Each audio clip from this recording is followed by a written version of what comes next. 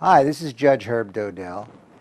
Insurance is a very complicated subject. Insurance policies are very hard to understand, even for those people who are in the business world.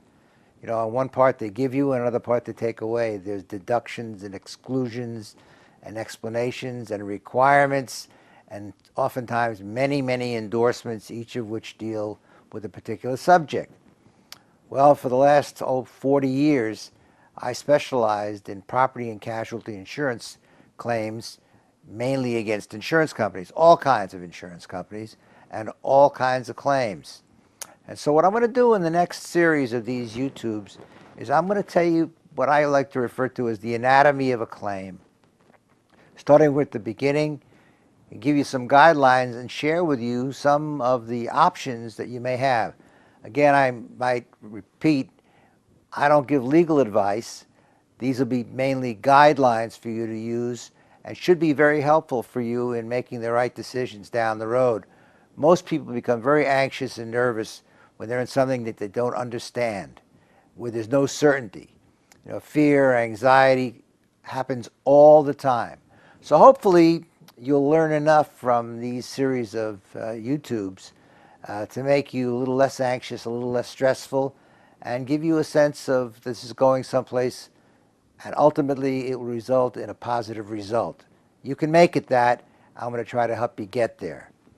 So first we're going to talk about the basic principles of insurance. One is to insure you against certain events. They must be fortuitous events, meaning that it happens by surprise or by accident or something of that nature. The first part of the policy deals with your property and rights you have. The second part deals with liability, which means if you do something and someone sues you. And the rest of the policy deals with a variety of other subjects, oftentimes lots and lots of endorsements. The first thing you need to look at is the first page of your policy. It's called the declarations page. For homeowners, tenants, the general policy is called an HO3 policy, and it's issued by a company called ISO. I'm not sure it's a company, it may be an organization, but they have a standard form. And so we're going to talk about what the standard conditions are and see if they apply to you. Some will and some won't.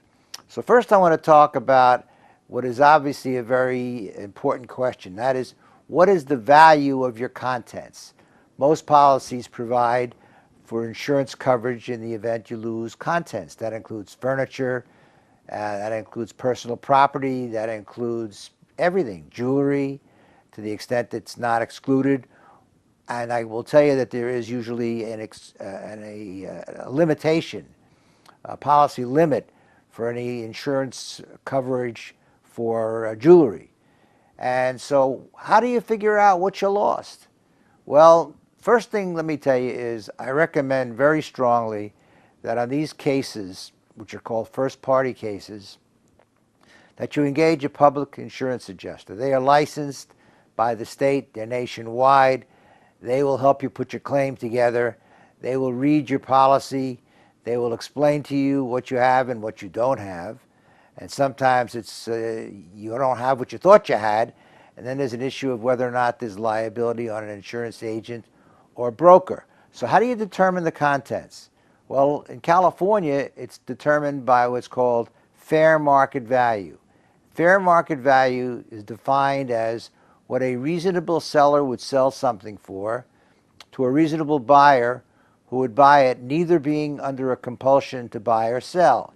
And so the most common way of evaluating your contents, like the stuff that you're having on the walls and your furniture and the other personal property you have in the house, is to go on eBay.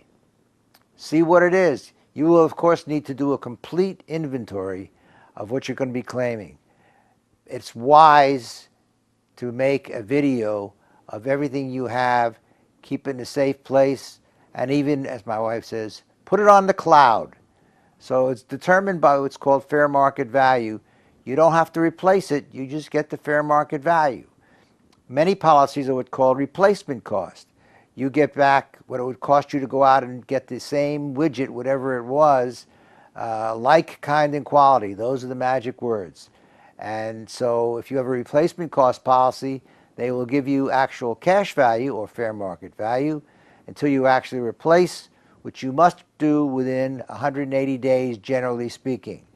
And if you replace, you get basically new for old. Depreciation is somehow considered when you're looking at fair market value, because a 10-year-old carpet isn't going to be worth what brand new carpet may have been. So we'll talk more next time about some of the additional coverages.